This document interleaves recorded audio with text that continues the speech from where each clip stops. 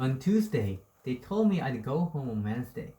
On Wednesday, two minimally supervised medical students removed my chest tube, which felt like getting stepped in reverse and generally didn't go very well. So they decided I had to stay until Thursday. I was beginning to think that I was the subject of some existentialist experiment in permanently delayed gratification when Dr. Marriott showed up on Friday morning, sniffed around me for a minute, and told me I was good to go. So Mom opened her oversized purse to reveal that she'd had my go home clothes with her all along. A nurse came in and took out my IV. I felt untethered, even though I still had the oxygen tank to carry around with me. I went into the bathroom, took my first shower in the week, got dressed, and when I got out, I was so tired I had to lie down and get my breath. Mom asked, "Do you want to see Augustus?" "I guess," I said after a minute. I stood up and shuffled over to one of the molded plastic chairs against the wall, tucking my tank beneath the chair. It wore me out. Dad came back with Augustus a few minutes later. His hair was messy, sweeping down over his forehead. He lit up with a real Augustus Waters goofy smile when he saw me, and I couldn't help but smile back. He sat down in the blue faux leather recliner next to my chair. He leaned in toward me, seemingly incapable of stifling the smile.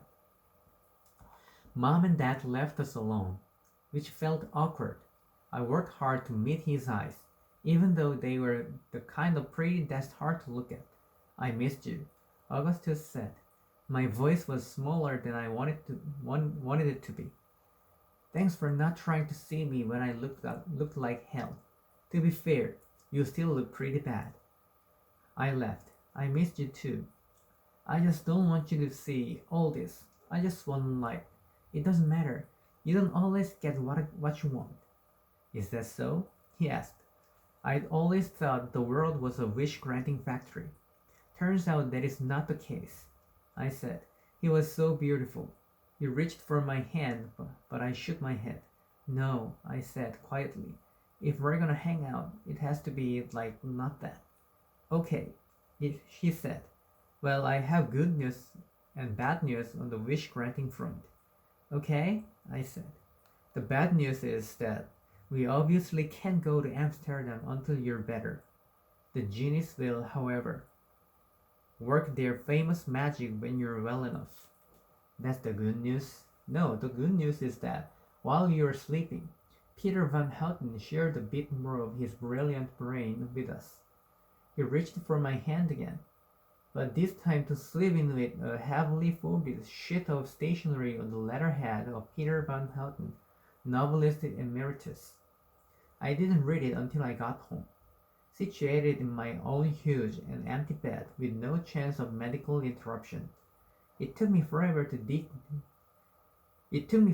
decode Van Houten's sloped, scratchy script.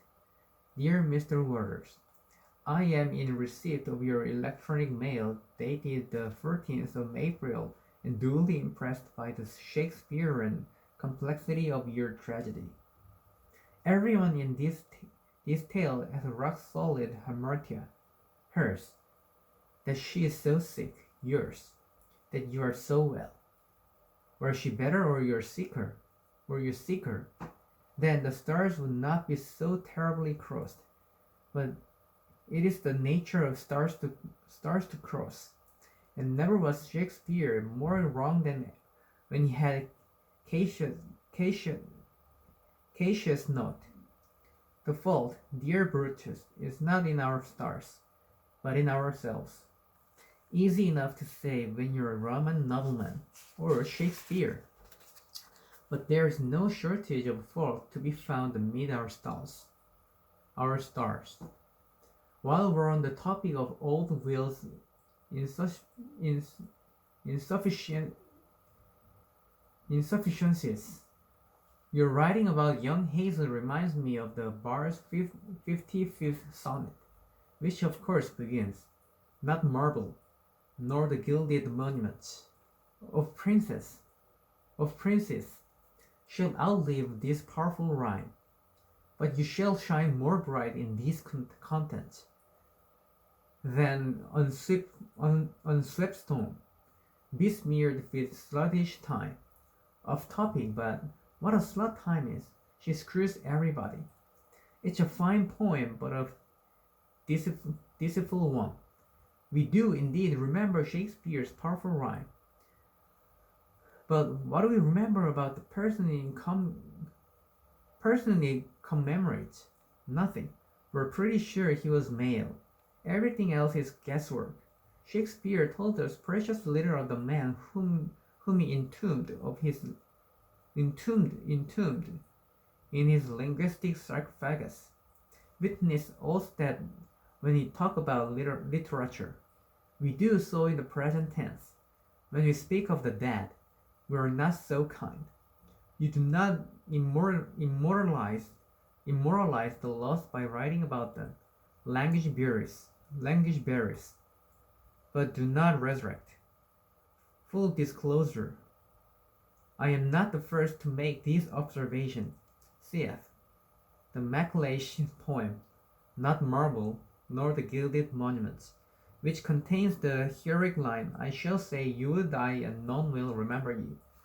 I digress. But here's the rub. The dead are visible only in the terrible littlest eye of memory.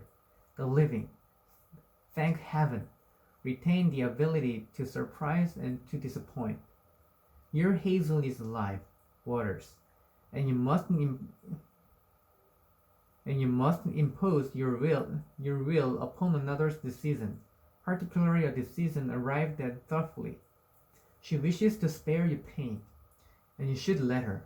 You may not find young Hazel's logic persuasive, but I have